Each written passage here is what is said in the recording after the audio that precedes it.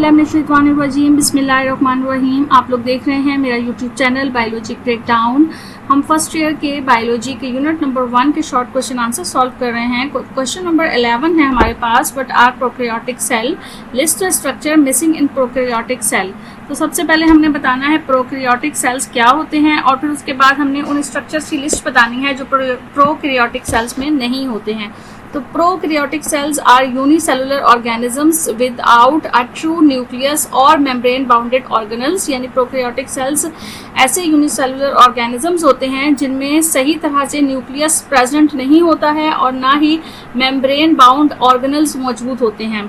तो इसमें जो स्ट्रक्चर मिसिंग होते हैं उनमें एक न्यूक्लियस है, माइटोकॉन्ड्रिया है, प्लाज्मिक रेटिक्यूलम ER है, गोल्जी अपरेटस, लाइसोसोम्स, क्लोरोप्लास्ट वगैरह हैं। तो क्वेश्चन नंबर 12 है, what organelles are single membrane bound, double membrane bound and lacking any membrane. क्योंकि ये सेल का यूनिट है और सब सेलुलर स्ट्रक्चर के बारे में हमने पढ़ना है, तो यहाँ पर ज़्यादातर जो है वो क्वेश्चंस रिलेटेड ऑर्गेनल्स के रिलेटेड और सेल से रिलेटेड क्वेश्चन आपको शॉर्ट क्वेश्चंस दिए हुए हैं। इस क्वेश्चन में आपने बताना है कि सिंगल मेम्ब्रेन बाउंड ऑर्गेनल्स कौन से हैं, डबल मेम्ब्रेन बाउंड और लैकिंग एनी मेम्ब्रेन, और वो कौन से हैं जिसमें कोई मेम्ब्रेन नहीं होती है। तो सिंगल मेम्ब्रेन हम हेडिंग डाल के लिखेंगे कि सिंगल मेम्ब्रेन में lysosomes, vacuole, ER, Golgi bodies हैं। डबल मेम्ब्रेन में न्यूक्लियस है, माइटोकॉन्ड्रिया है, क्लोरोप्लास्ट हैं। और नो मेम्ब्रेन, जिन पर कोई मेम्ब्रेन नहीं होती है, वो राइबोसोम्स हैं और सेंट्रियोल्स हैं। क्वेश्चन नंबर 13 है, compare the chemical composition of nucleoplasm with that of cytoplasm. तो हमें यहाँ पर न्यूक्लियोप्लाज्म की केमिकल कॉम्पोजिशन बतानी है। Nucleoplasms contain nucleotides, enzymes, chromatin and nuclear protein. Nucleoplasm को अगर हम देखें तो उसके अंदर कौन कौन सी चीज़ें मौजूद होती हैं, उसमें न्यूक्लियोटाइड्स होते हैं, एंजाइम्स होते हैं, क्रोमेटिन्स होते हैं और न्यूक्लियर प्रोटीन्स मौजूद होते हैं। Cytoplasms contain water, salt, organelles, enzymes and nutrients for cell processes. Cytoplasm का हमें पता है कि सेल के अंदर जो लिक्विड फॉर्म में जो स्ट्रक्चर मौजूद होता है वो साइटोप्लाज्म होता है, जिसमें सारे ऑर्गेनल्स प्रेजेंट होते हैं। तो साइटोप्लाज्म में वाटर भी होता है, सॉल्ट भी होते हैं, ऑर्गेनल्स भी मौजूद होते हैं, एंजाइम्स भी होते हैं और न्यूट्रिएंट्स भी होते हैं, ताकि सेल के अंदर तमाम प्रोसेस जो है वो सही तरह से हो सकें। क्वेश्चन नंबर 14 है, explain that nucleoli are the areas where ribosomes are assembled. आपने इस क्वेश्चन में ये बताना है कि न्यूक्लियोलाई एक्सप्लेन करना है न्यूक्लियोलाई को कि वो एरिया है जहाँ पर राइबोसोम्स असेंबल्ड होते हैं, बनते हैं। तो न्यूक्लियोलाई यानी प्लूरल ऑफ न्यूक्लियोलस। न्यूक्लियोलाई किसे कहते हैं हम, न्यूक्लियोलस के प्लूरल को। Nucleoli are dense regions within the nucleus where ribosomal RNA is synthesized and combined with protein to form ribosomal subunits. Nucleoli का एक जो रीजन होता है, डेंस रीजन जो होता है, वहाँ पर न्यूक्लियस के अंदर मौजूद होता है। Where ribosomals RNA is synthesized, यहाँ पर राइबोसोमल्स RNA बनता है एंड कंबाइंड विद प्रोटीन्स, और प्रोटीन के साथ कंबाइन हो जाता है to form ribosomal subunit, और एक सब यूनिट बना लेता है जिसे राइबोसोमल सब यूनिट कहा जाता है।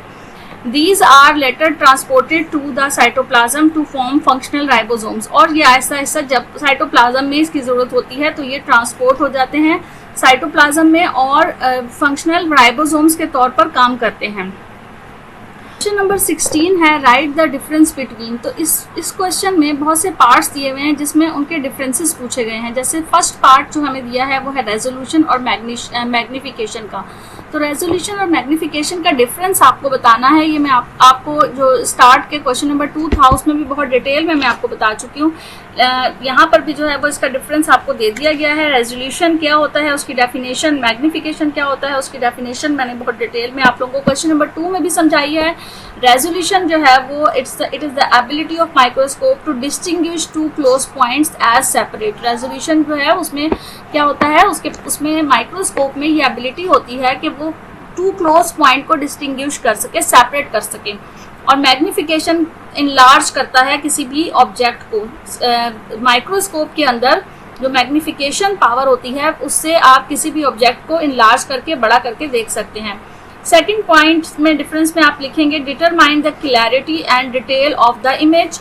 और मैग्निफिकेशन का आप लिखेंगे कि determine how big the image appears. इसमें रेजोल्यूशन में आप क्लियरिटी को जो है वो डिटरमाइन करते हैं, यानी पिक्चर आपको कितनी क्लियर नजर आती है, कितनी साफ नजर आती है, और मैग्निफिकेशन में पिक्चर आपको कितनी बड़ी नजर आती है। रेजोल्यूशन का थर्ड पॉइंट आप लिखेंगे कि higher resolution gives a clear and more detailed image. जिस भी माइक्रोस्कोप की रेजोल्यूशन हाई होगी उसमें आपको ज्यादा क्लियर इमेज नजर आएगी और डिटेल्ड इमेज नजर आएगी। और मैग्निफिकेशन में अगर हायर मैग्निफिकेशन होगी तो makes the object looks bigger but not necessarily clear. आपको हायर मैग्निफिकेशन वाली माइक्रोस्कोप में ऑब्जेक्ट आपको बिगर तो नजर आएगा, बड़ा तो नजर आएगा, लेकिन जरूरी नहीं है कि वो क्लियर भी हो। फिर रेजोल्यूशन का एक और पॉइंट आप लिख सकते हैं कि depends on the wavelength of the light और इलेक्ट्रॉन्स यूज्ड और depends on the lens system used. Magnification में लेंस सिस्टम के ऊपर डिपेंड कर रही होती है माइक्रोस्कोप, और रेजोल्यूशन में वेवलेंथ, लाइट की जो वेवलेंथ होती है उसके ऊपर डिपेंड कर रही होती है माइक्रोस्कोप। एग्जाम्पल में आप इसकी रेजोल्यूशन पावर लिख सकते हैं कि इलेक्ट्रॉन माइक्रोस्कोप की हाई रेजोल्यूशन जो है वो 0.1 नैनोमीटर होती है, और मैग्निफिकेशन की लाइट माइक्रोस्कोप में जो मैग्निफिकेशन पावर होती है वो 1500x होती है। जो आपसे पूछा गया है वो है plant cell wall and bacterial cell wall. Plant cell wall में और बैक्टीरियल सेल वॉल में क्या डिफरेंस होता है? प्लांट सेल वॉल जो है सेलुलोज से मिलकर बनी हुई होती है, बैक्टीरियल सेल वॉल जो है वो पेप्टाइडोग्लाइकेन म्यूरिन से मिलकर बनती है। Plant cell wall has multiple layers, primary, secondary and middle lamella, जबकि बैक्टीरियल सेल वॉल्स में सिंगल लेयर होती है, although some have an outer membrane. Plant cell wall जो है वो present only in plant cells and some algae, कुछ algae में, और ज्यादातर प्लांट सेल में ही सेल वॉल प्रेजेंट होती है। Bacterial cell wall present in all bacteria except mycoplasma. तो प्लांट सेल वॉल जो है वो provide structural support and helps in cells growth. Plant cell wall का फंक्शन क्या होता है कि वो उसको स्ट्रक्चरल सपोर्ट दे रही होती है और सेल की ग्रोथ में हेल्प करती है।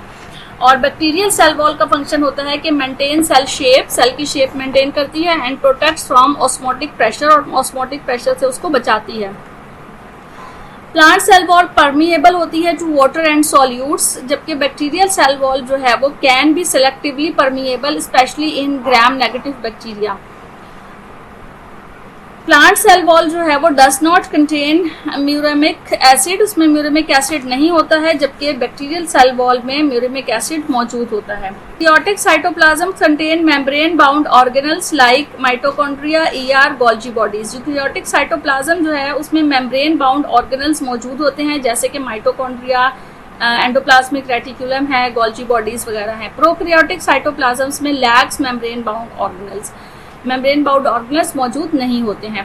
Eukaryotic cytoplasm has a well defined cytoskeleton for support and movement. इसका जो साइटोप्लाज्म होता है बहुत वेल डिफाइंड होता है ताकि वो सपोर्ट कर सके और मूवमेंट कर सके।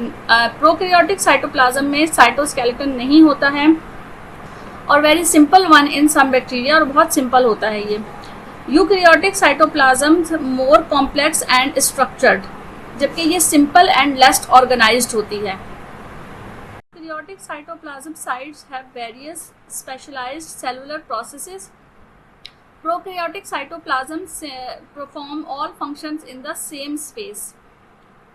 यूकेरियोटिक साइटोप्लाज्म के बहुत सारे जो है वो सेलुलर प्रोसेसेस होते हैं, और बहुत सारी साइट्स होती हैं सेलुलर प्रोसेसेस करने के लिए, बहुत सारी अलग अलग जगह होती हैं, जबकि प्रोकैरियोटिक साइटोप्लाज्म में सारे फंक्शंस जो है वो एक ही सेम प्लेस पर, सेम स्पेस पर होते हैं। Eukaryotic साइटोप्लाज्म्स found in plants, animals, fungi and protist. ये प्लांट्स, एनिमल, फंजाई और प्रोटिस्ट में मौजूद होता है। और prokaryotic cytoplasm found in bacteria and archaea. इस क्वेश्चन है रफ ईआर और स्मूथ ईआर। ईआर है एंडोप्लाज्मिक रेटिकुलम, तो वो ईआर जो कि रफ ईआर एंडोप्लाज्मिक रेटिकुलम है, और जो स्मूथ एंडोप्लाज्मिक रेटिकुलम है, उन दोनों के दरमियान में डिफरेंस बताना है। तो has ribosomes attached on its surface. Rough ER वो एंडोप्लाज्मिक रेटिकुलम होते हैं जिनकी सरफेस के ऊपर राइबोसोम्स अटैच होते हैं, और स्मूथ ईआर की सरफेस पे राइबोसोम्स अटैच्ड नहीं होते हैं। रफ ईआर जो है वो appears rough under a microscope. Microscope में अगर हम उसे देखें तो वो रफ अपीयर्स नजर आती है, रफ नजर आता है वो, जबकि स्मूथ ईआर जो है वो appears smooth under a microscope. Rough ER involve in protein synthesis and processing, चूंकि उस पर राइबोसोम्स मौजूद होते हैं तो रफ ईआर जो है जो रफ एंडोप्लाज्मिक रेटिकुलम है उस पर प्रोटीन सिंथेसिस भी हो रही होती है, जबकि स्मूथ ईआर जो है वो involve in lipid synthesis and detoxification. जो स्मूथ ईआर जिस पे राइबोसोम्स मौजूद नहीं होते हैं उसमें लिपिड की सिंथेसिस होती है और डिटॉक्सिफिकेशन का प्रोसेस होता है। Rough ER found more in cells that secretes proteins. Rough ER जो है वो ज़्यादातर जो है वो उन सेल्स में पाए जाते हैं जहाँ पर प्रोटीन्स ज़्यादा सिक्रीट होती है, फॉर एग्जांपल पेंक्रियाज में। Smooth ER found more in cells that produce lipids. ऐसे सेल्स में पाए जाते हैं स्मूथ ईआर जहाँ पर लिपिड ज़्यादा प्रोड्यूस हो रहा होता है, जैसे कि लिवर। रफ ईआर जो है connect to the nuclear envelope के साथ जुड़ा हुआ होता है, जबकि smooth ER often located away from the nucleus. ये ज़्यादातर न्यूक्लियस से दूर होता है। डिफरेंस जो पूछा गया है वो है क्रोमेटिन एंड क्रोमोसोम्स।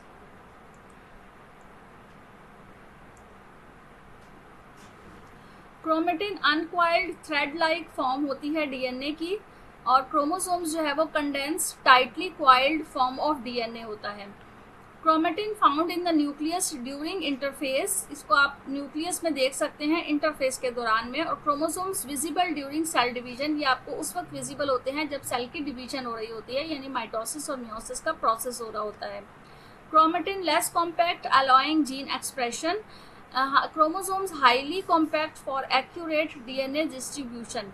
चूंकि ये एक थ्रेड लाइक स्ट्रक्चर की फॉर्म में होता है, जब डीएनए उस टाइम पर ये लेस कॉम्पैक्ट होता है, बहुत ज़्यादा अच्छी तरह से इसका स्ट्रक्चर जो है वो बहुत क्लियरली नज़र नहीं आ रहा होता है, लिहाजा ये सिर्फ जीन की एक्सप्रेशन के लिए यूज़ हो रहा होता है। जबकि क्रोमोसोम्स जो है वो हाईली कॉम्पैक्ट होते हैं, प्रॉपर उनका स्ट्रक्चर बना हुआ होता है, तो वो एक्यूरेट डीएनए डिस्ट्रीब्यूशन का काम कर रहे होते हैं।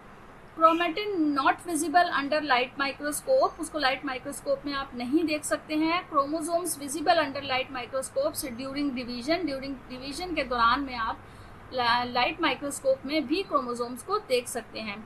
Chromatin contains DNA and histones proteins. Chromatin में डीएनए और हिस्टोन प्रोटीन भी मौजूद होते हैं। Chromosomes made of chromatin but in condensed form. Number 17 है what are vesicles and what functions do they perform. Vesicles क्या होते हैं और ये क्या फंक्शंस परफॉर्म कर रहे होते हैं। तो vesicles are small membrane bounded sacs in the cell के अंदर कुछ मेम्ब्रेन बाउंडेड थैली नुमा स्ट्रक्चर, पाउच नुमा एक स्ट्रक्चर नजर आता है जिसे वेसिकल्स कहा जाता है। इनके फंक्शन ये होता है कि ये ट्रांसपोर्ट करते हैं मटेरियल को सेल के अंदर विद इन द सेल। इसके अलावा हेल्प इन सिक्रीशन में हेल्प करते हैं। एक्सोसाइटोसिस का प्रोसेस करते हैं। एक्सो का मतलब होता है बाहर निकलना और साइटोसिस सेल से। तो involve in storage and digestion. Storage में इन्वॉल्व होते हैं और डाइजेशन में हेल्प करते हैं। Help in secretions. एक्सोसाइटोसिस का प्रोसेस यानी सिक्रीशन के प्रोसेस में हेल्प कर रहे होते हैं। इन्वॉल्व होते हैं स्टोरेज में और डाइजेशन में, जैसे कि लाइसोसोम्स जो है वो डाइजेशन का प्रोसेस भी कर रहा होता है और स्टोरेज का भी। क्वेश्चन नंबर 18 है what are the techniques that can be used to study plasma membrane. ऐसी कौन सी टेक्निक है जिसे हम प्लाज्मा मेम्ब्रेन को स्टडी करने के लिए यूज करते हैं। तो electron microscopy. Number 2 is freeze fracture technique. Number 3 is cell fractionation. Number 4 is fluorescence microscopy and number 5 is x-ray diffraction. ये वो टेक्निक्स हैं जिनकी मदद से हम प्लाज्मा मेम्ब्रेन को स्टडी करते हैं। टर्म्स हैं जिनकी डेफिनेशन पूछी गई है, जिसमें सेल सिग्नलिंग की डेफिनेशन पूछी है, मैग्निफिकेशन, रेजोल्यूशन, स्टेम सेल्स। तो सेल सिग्नलिंग क्या होता है? Communication between cells using chemical signals. Chemical signals को इस्तेमाल करते हुए कम्युनिकेशन करना सेल सिग्नलिंग कहलाता है। Magnification, resolution, enlargement of the image of an object। Magnification है ability of distinguish two close points as separate। Resolution है, ये मैंने बहुत दफ़ा आप लोगों को लेक्चर में बता दी। स्टेम सेल्स क्या हैं? Undifferentiate cells capable of developing into different cell types. Stem cells क्या होते हैं कि जो भी अनडिफरेंशिएट सेल्स होते हैं जिन्हें आप डिफरेंशिएट नहीं कर सकते हैं, अलग अलग आप उनके दरमियान में शनाख्त नहीं कर सकते हैं। Capable of developing into different cells, और उनके पास ये एबिलिटी होती है कि वो मुख्तलिफ सेल्स डेवलप कर सकें, उन्हें स्टेम सेल कहा जाता है। Pluripotent stem cells that can become almost any cell type in the body. Endocytosis, process of taking substance into the cell. Endocytosis वो प्रोसेस होता है जिसमें किसी सब्सटेंस को सेल के अंदर इंगल्फ किया जाता है। Phagocytosis, cell eating. Engulfing solid particles, और फैगोसाइटोसिस वो प्रोसेस होता है जिसमें सेल किसी चीज को ईट कर लेता है और किसी सॉलिड पार्टिकल को इंगल्फ करता है। पिनोसाइटोसिस सेल ड्रिंकिंग, पिनोसाइटोसिस में सेल किसी लिक्विड को इंगल्फ कर रहा होता है तो उसे पिनोसाइटोसिस कहा जाता है। तो ये दोनों जो है फैगोसाइटोसिस और पिनोसाइटोसिस एंडोसाइटोसिस की टाइप्स हैं। Exocytosis expelling substance from the cell, cell के अंदर से किसी सब्सटेंस को बाहर निकालना जो है वो एक्सोसाइटोसिस का प्रोसेस कहलाता है। क्वेश्चन नंबर 20 है what are the advantages of using stem cell, stem cell को के एडवांटेजेस क्या हैं? तो कैन रीजनरेट डैमेज टिश्यूज, हम डैमेज टिश्यूज को दोबारा से रीजनरेट कर सकते हैं। Full in treating diseases like Parkinson, diabetes and heart diseases. और इसके अलावा हम स्टेम सेल्स को ऑर्गन रीजनरेशन में भी इस्तेमाल कर सकते हैं और इसके साथ साथ aid in drugs testing and development. तो ये मुख्तलिफ किस्म की टेक्निक्स हैं जो आजकल स्टेम सेल को इस्तेमाल करते हुए यूज़ की जा रही हैं। तो ये थे हमारे यूनिट नंबर 1 के शॉर्ट क्वेश्चन आंसर्स। बाकी शॉर्ट क्वेश्चन आंसर्स बाकी लेक्चर्स के लिए साथ रहिएगा। इसी यूट्यूब चैनल पर आप लोगों की फीडबैक का इंतज़ार रहेगा, ज़रूर दीजिएगा ताकि आप लोगों के लिए इसी तरह की यूज़फुल वीडियोस बनाई जा सके। Thank you so much. Allah हाफिज़।